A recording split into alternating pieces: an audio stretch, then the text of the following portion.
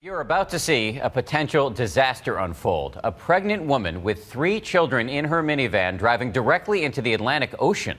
With one of the kids literally leaning out of the window yelling, "Help us," bystanders leap into action with only seconds to prevent a worst-case scenario. And all the while, there was a camera rolling.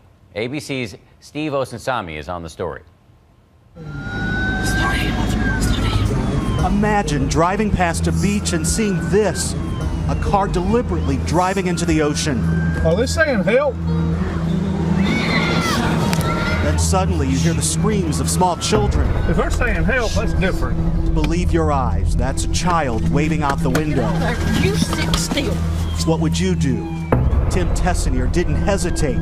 He jumps out of his car to help, his wife recording it all. And there's one kid in the back seat just screaming, help us, help us. Our mom's trying to kill us.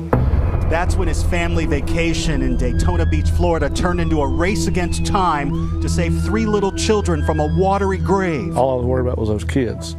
That's all I cared about. They was screaming and their outstretched arms, and I don't know, I just did what come natural, I think. 21-year-old Stacy Robinson was also there, pleading with the kid's 32-year-old mother, Ebony Wilkerson, to turn the car around. The son was snatching at the wheel, trying to get her to come back towards the shore. And we're like, "Lady, you got to get out of the water." We're just trying to talk to her, And she looked back at us with this awful blank stare.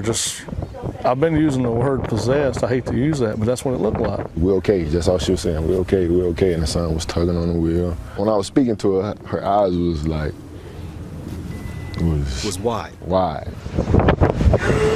They say she just kept driving.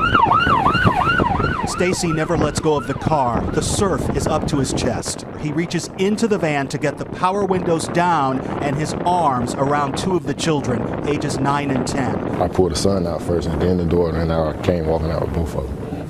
I still don't believe it happened. I'm just glad I was there. People watching from the shore can't believe their eyes. The waves were just pounding into the water and down until it submerged. While a passing tourist captured it all on video. In the middle of the chaos, a shocking discovery. There was still another child, the youngest, a 3-year-old, still trapped in a car seat in the back.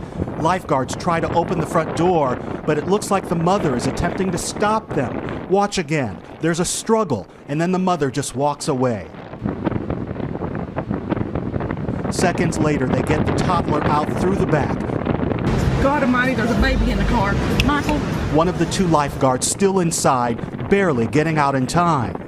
Watching them carry the kids out of the van was very emotional. We were jumping up for joy and screaming and for goodness, yeah. And just 5 seconds later, look closely, a huge wave that nearly pushes the car out to sea. The waves were strong, the water was cold. They got in the water, got them out of there quickly. If it had been minutes longer, the outcome probably would have been different.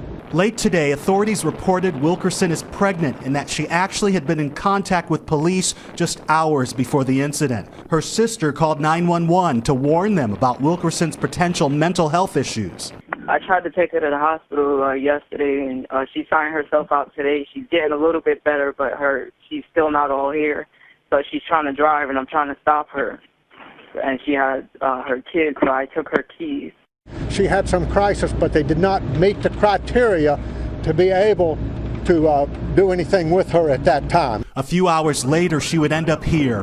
Authorities have yet to file any charges, but she's currently undergoing mental evaluations. Her children are all in state custody.